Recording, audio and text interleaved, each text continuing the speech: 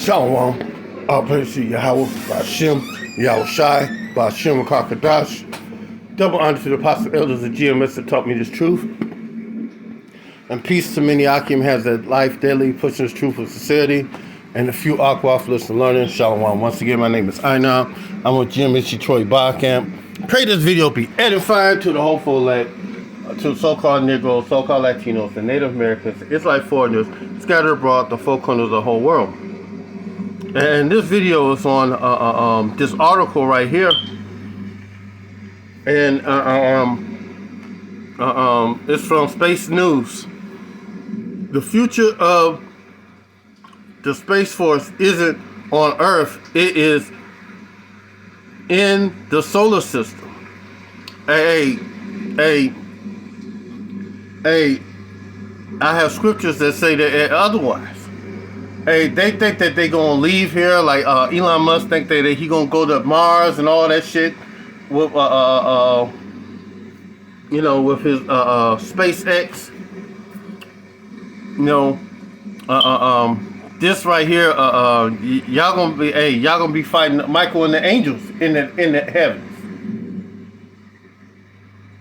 in the upper atmospheres of the earth.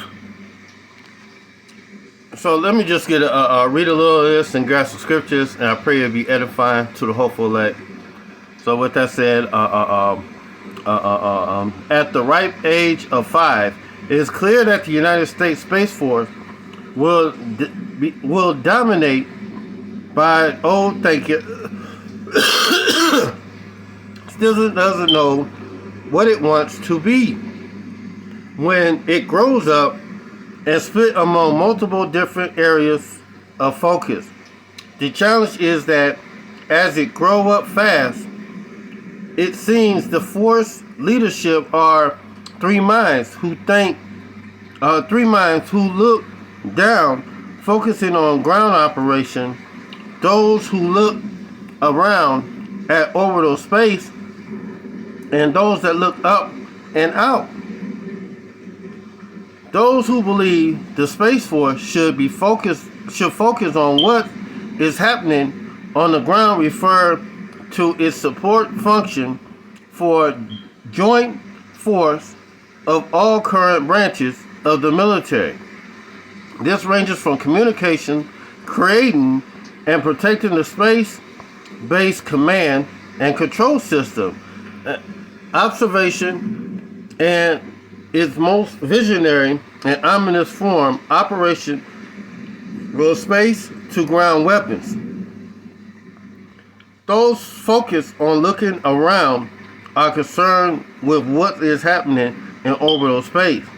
While there is some overlap with the onlookers, there are concerns ranging from orbital debris to protecting U.S. space assets like communication, spy satellites from adversaries, and watching and being able to knock out assets of adversaries, or instance by taking down enemy satellite systems in the time of war.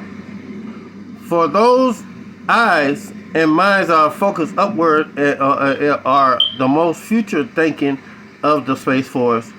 They want a space navy with a solar system as its ocean. And you know what? I'm glad they said that. Space navy and a solar system. Matter of fact.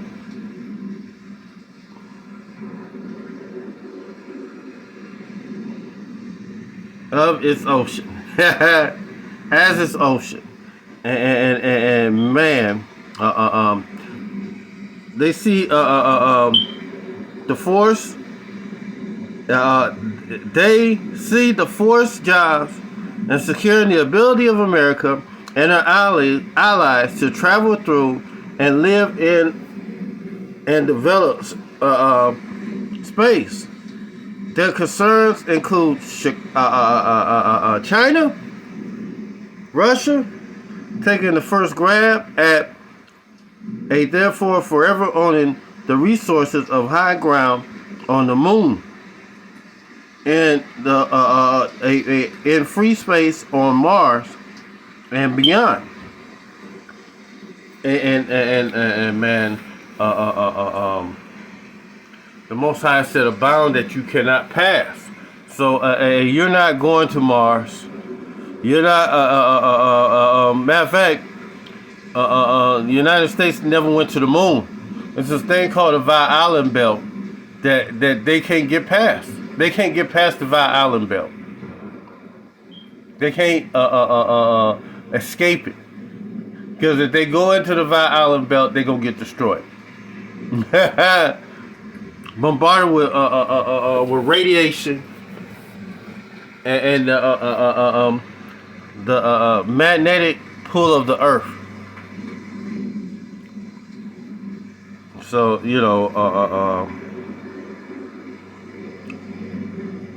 they not doing that, But let me get scriptures on what's about to happen with that Space Force. This is Revelation 12:7, and there was a war in heaven. Michael and his angels fought against the dragon, and the dragon fought and his angels. And they prevailed not, neither was there any more place found any more in the heavens. And this was going to happen before Yahawashi returned. They ain't going to try to fight Michael and Michael and his angels in the utmost atmosphere of the earth. Try to prevent Yahawashi from returning. Saying it's an alien attack. But no, it's the Most High angels, starting with his angel Michael. And man, let's get into that word, Michael. Michael and Archangel Michael. There's some more information on it. There you go. Michael, who is like Yahweh, the first of the chief princes or archangels, who is supposed to be the guardian angel of the Israelites. And matter of fact, let me get this right here. This is Daniel 12th chapter, first verse. Hey, we're gonna see. Hey, we're living in some exciting times to be living in. Daniel 1:12. And at that time shall Michael stand up, the great prince, which standeth for the children of thy people. There shall be a time of trouble, such as never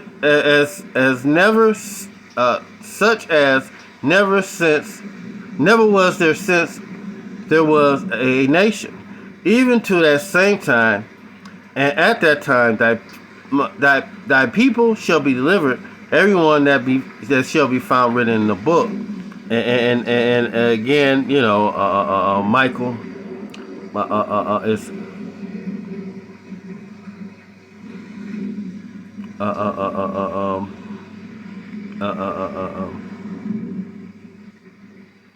Oh, it goes in even further. Michael, who is like God, Yahweh. Michael is the name of the archangels and of the 9 Israelites, and of the 9 Israelites. That's going off because there's 12 tribes of the house of Israel.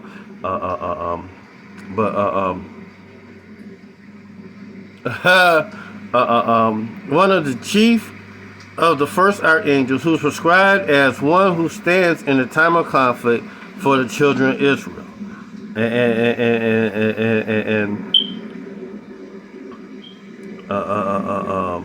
that's exactly what it is. A Michael is going to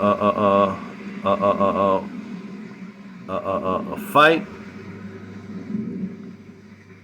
Where is it?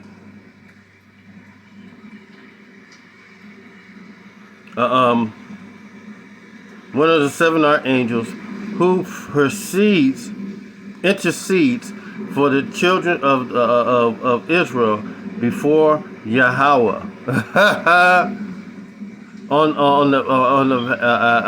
That's it right here on that, man. Next scripture, because a Michael's going to do his thing against them, and then Yahawashi is going to return. You know, it's a exciting time to be alive, man, because I clearly believe that I'm gonna see Yahawashi return with my own two eyes.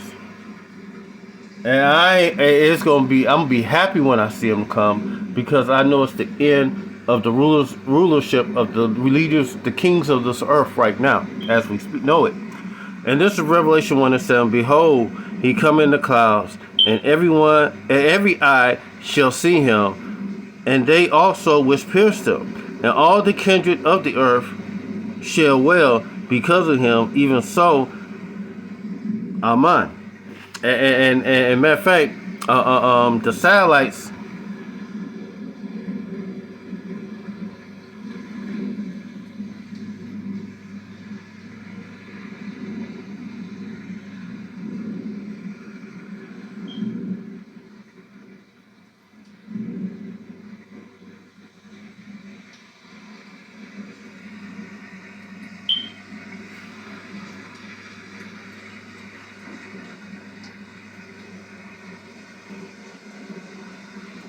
have weapons on them.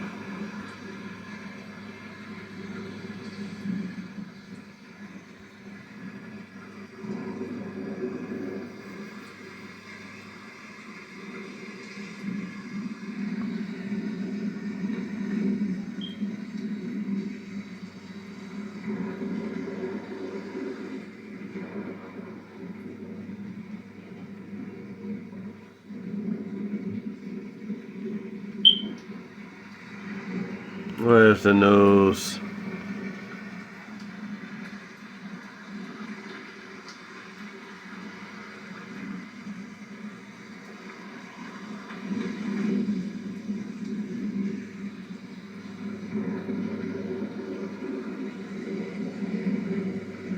Well, I put it in my thing, but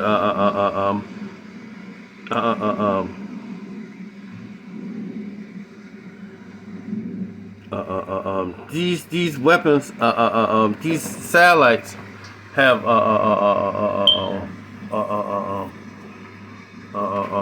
laser beams in them.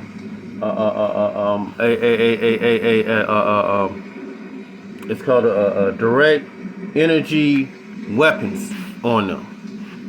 You know.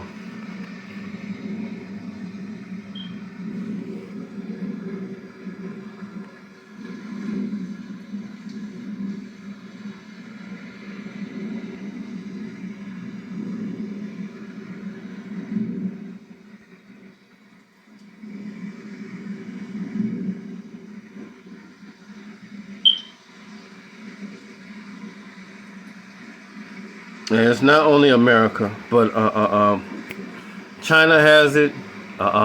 Russia has satellites up in there that do that. But you know, let's get back to scriptures, because I don't want to make this video long. Because in this article, it said that the Navy.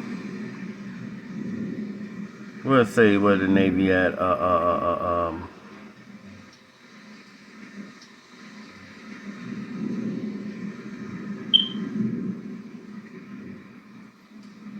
Yeah, here we go. Space Navy. They want a Space Navy with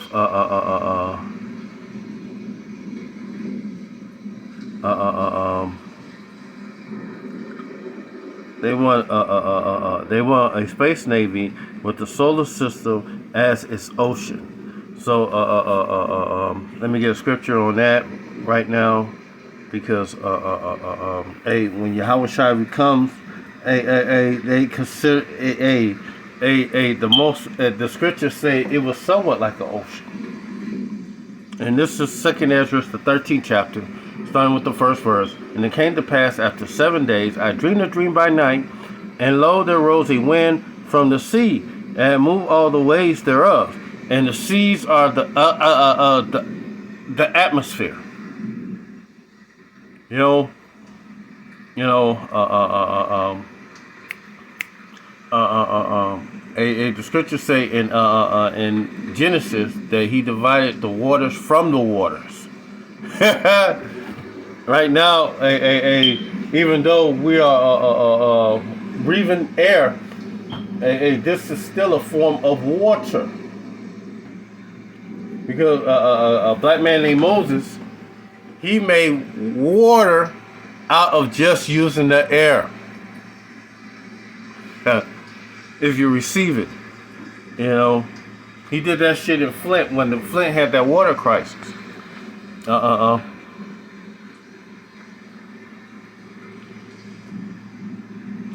And I beheld, and lo, a man waxed strong with 1,000s of heavens, and when he turned his countenance to look, all things trembled that were seen under him. And whithersoever the voice went out of his mouth, they all burned that heard his voice, like at the earth fell when it filled the fire. And not only Ezra seen this vision, Habakkuk seen it. I'm gonna go back to Ezra though, but I just want to get this right here because when Yahawashi returns, he's gonna return with an armada of so-called UFOs, so-called UAPs, and the scriptures say his ships thousands of thousands, roughly paraphrasing, but this is Habakkuk 3 and 2. O Yahweh, I have heard thy speech and was afraid. Just like Ezra was afraid. Well, I keep going back reading this. And Yahweh revived thy work in the midst of the years. In the midst of the years, make known in wrath, remember mercy. So we waiting for the Most High return and fight for us like He did back in the days of old.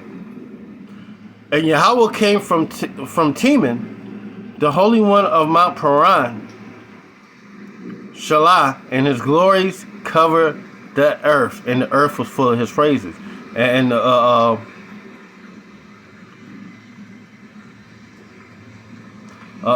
glory covered the earth, and the earth was full of His praises. The chariots are going to blot out the sky. You know, it's a show of His power.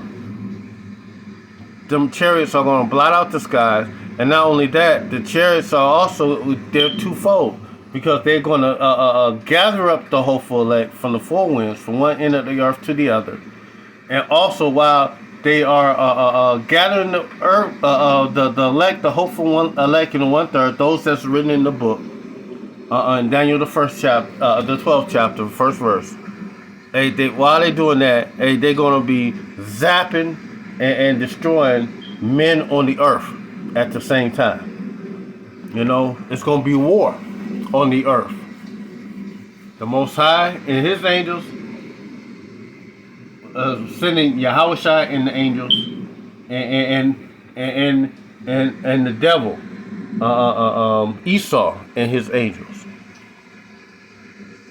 You know, he's the dragon. You know, that the scriptures talk about. In that scripture I had got in Revelation. Habakkuk 3 and 4. And the brightness was as a light, and he had horns coming out of his hand, and there was a hiding in his power. And this is talking about the laser beams that's going to be coming from the chariots. It's going to hit people and turn them into dust. And when I go back into Habakkuk, matter of fact, let's go back into Habakkuk. No, let's go back into Ezra.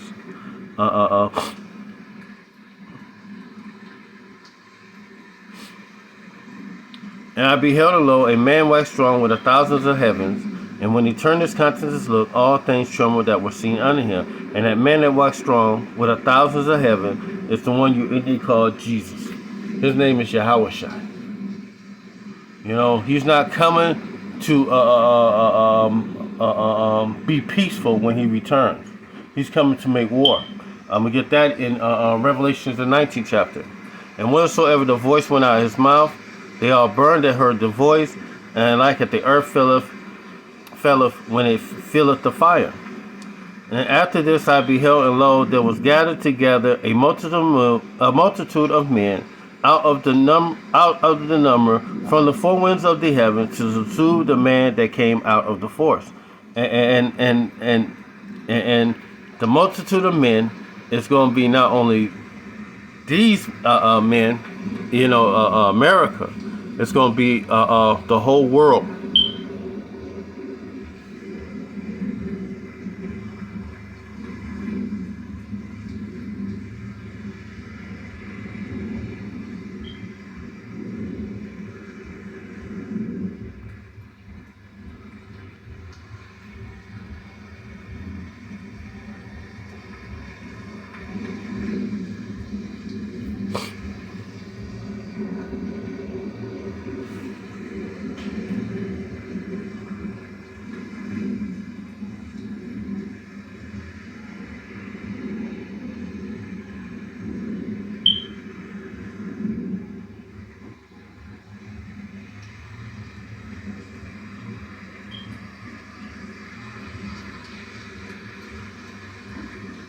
Now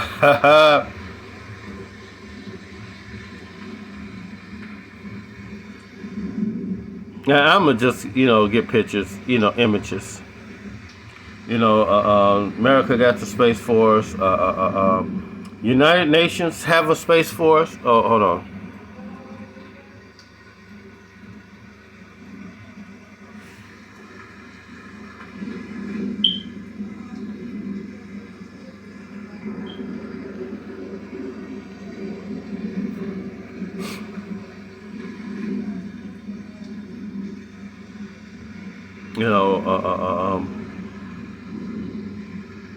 United Nations have a Space Force. Matter of fact, let's get it right here. United Nations Space Command Defense Force is the UN Defense Military Force. Is made up of the Air Force. That's the United States. But the United Nations, where the United Nations at? Hey, the United Nations have one. Not the United States, but the United Nations, the UN. Have one. Even France have a Space Force.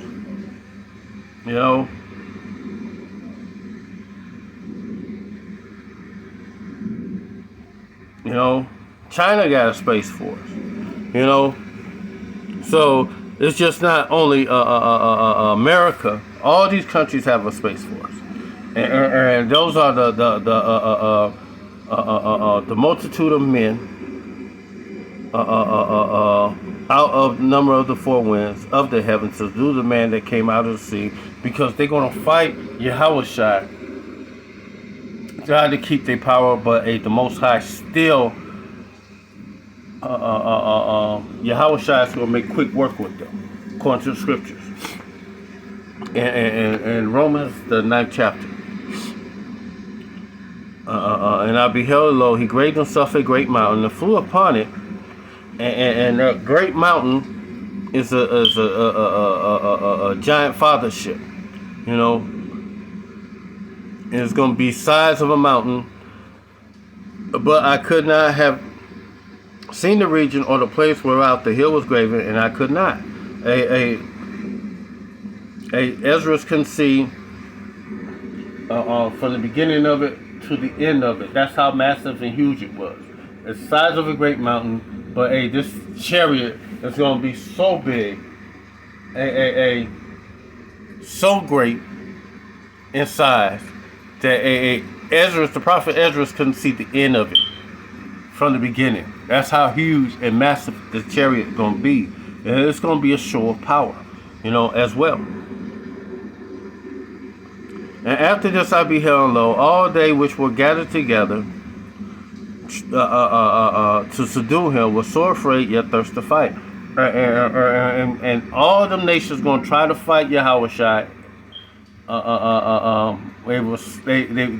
spirit of Yahawashi Yahshai is going to be stilled upon them, but the Most High is going to give them a spirit to fight.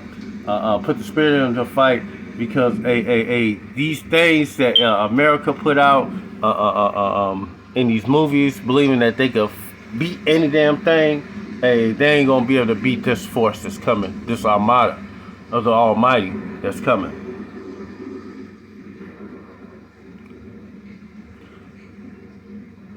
And lo, I saw the violence of the multitude that came. He neither lifted up his hand, nor held a sword, or any instrument of war, but only I saw as that he sent out of his mouth, as there had been a blast of fire, out of his lips a flame of breath, and out of his tongue he cast out sparks and a tempest. And that's a laser beam that Yahawashi is sending towards them. And they were all mixed together. The blast of fire, the flame of breath, and the great tempest fell with violence upon the multitude, which was prepared to fight, and burnt them up, everyone, so that upon a sudden and immovable multitude was nothing was to perceive, but only dust and the smell of smoke. And when I saw this, I was afraid, just like Habakkuk was afraid. Ezra was afraid when he seen these things. You know, I'm gonna hurry up and get through this quickly. We did that one. You know, Yahawashi returned, and I saw heaven open, and behold, a white horse, and he that sat upon it was called Faithful and True, and righteousness. And righteousness to this time out the return of the Messiah, the Mashiach, Yahawashi. And righteousness, he does judge and make war. He's coming to judge, give out judgment, and to make war. He's not coming to be a nice guy. He's coming to judge and make war. And his eyes was as a flame of fire, and on his head was many crowns, and he had a name written that no man knew but he himself. And the many crowns are all the other nations' kingdoms, because he's taken them out of rulership, every last one of them. And he clothed with a vesture dipped in blood, and his name was called the Word of Yahweh. And the armies which were in heaven followed him upon white horses, and white horses is a metaphor for a chariot, clothed in fine linen, white and clean. And matter of fact,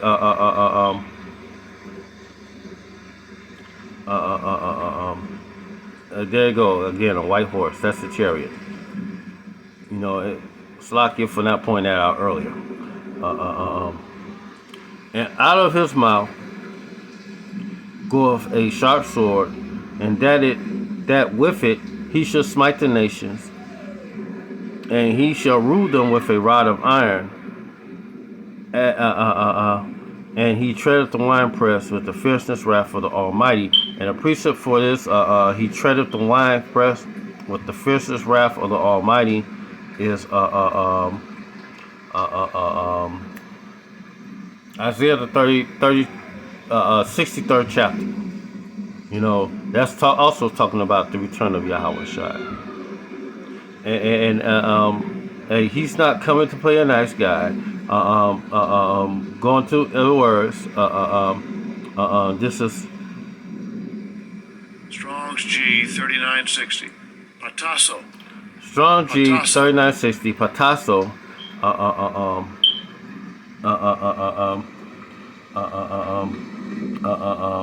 The word to smite, to not, to not. He's not gently weapon with a weapon or fatality. He's not coming to be nice guy. He's not giving anybody warm. He's not coming to strike them gently. He a stroke, a smite with the sword to inflict, to visit with evils, etc., as with a deadly disease. To smite down, to cut down, to kill and slay. And this is what Yahawashi is coming to do. He's coming to smite down, cut down, to kill and slay. The scriptures say the killing of the Lord shall be many. The slaying of the Lord shall be many. You know, according to the scriptures. Hey, this is not what I'm thinking. What I believe is what the Most High is going to do. Hey, we keep trying to tell you that Yahawashi is going to return, and when he returns, he's not going to be a nice guy. You know.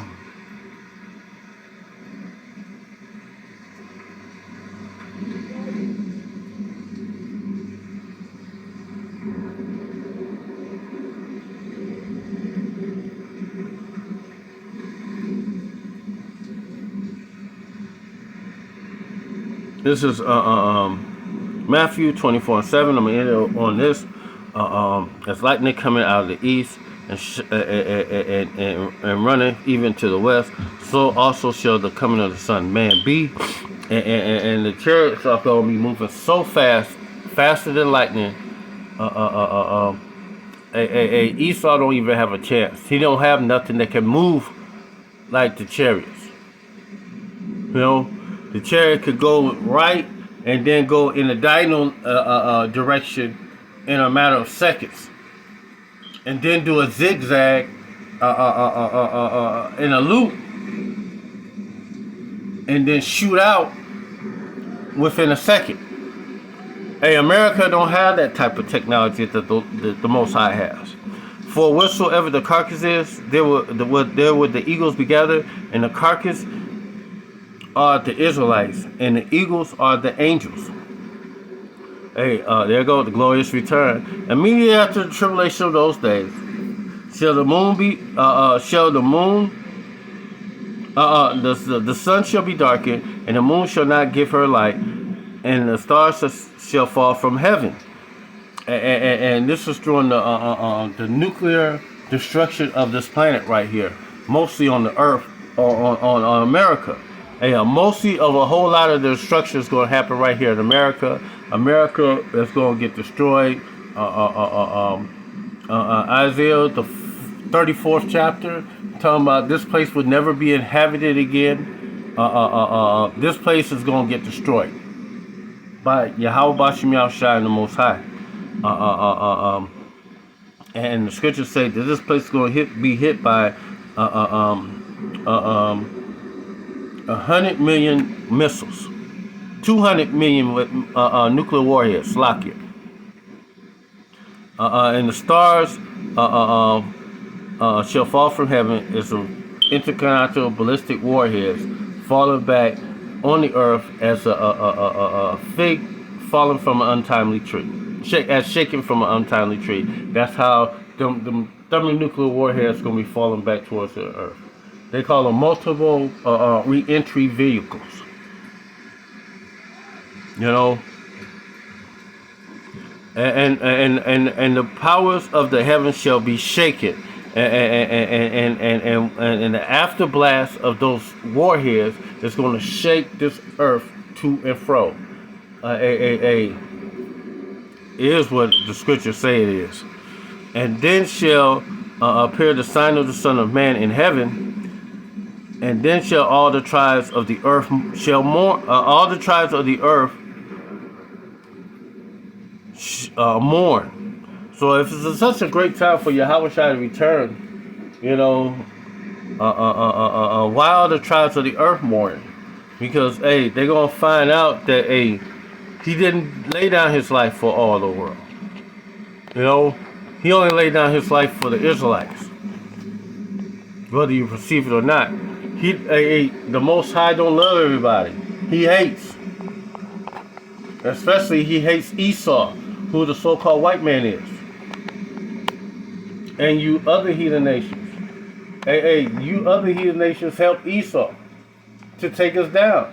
So when Yahawashi and the angels return, all of y'all going to be taken down. All out of power. Y'all going 1,000 years of captivity too.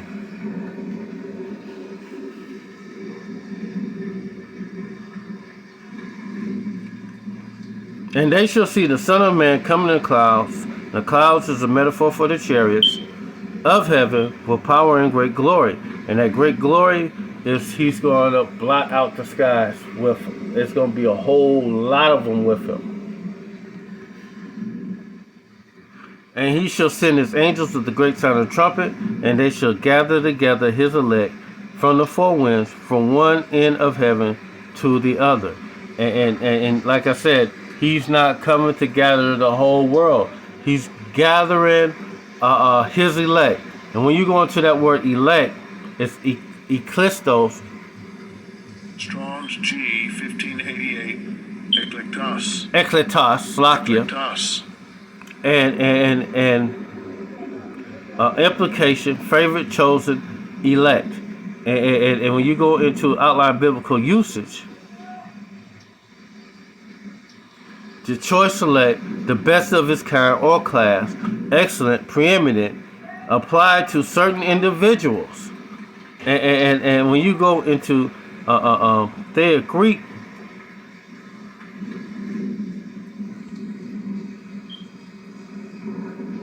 it goes into the Israelites. This is Isaiah 65:9. I will bring forth the seed out of Jacob and out of Judah, and the interior of my mountains, and my elect shall inherit it, and my servants shall dwell there. You know, the Israelites. You know, to be of the elect, you have to be an Israelite. You know, it is what it is.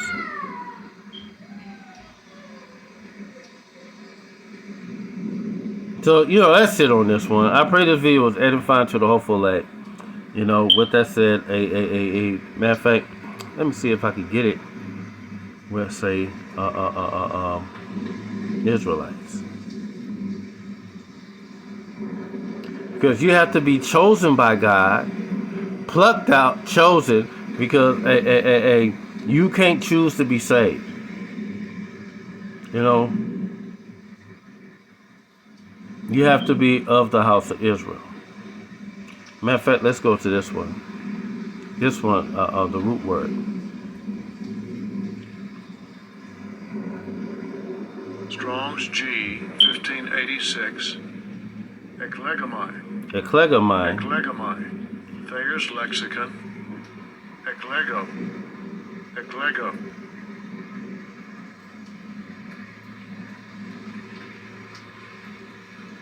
I want to say Israelites. Oh, see right here, the Israelites. Those are the elect. So, you know, that's it on this one. I pray this video is edifying to the hopeful elect. And with that said, a shalom.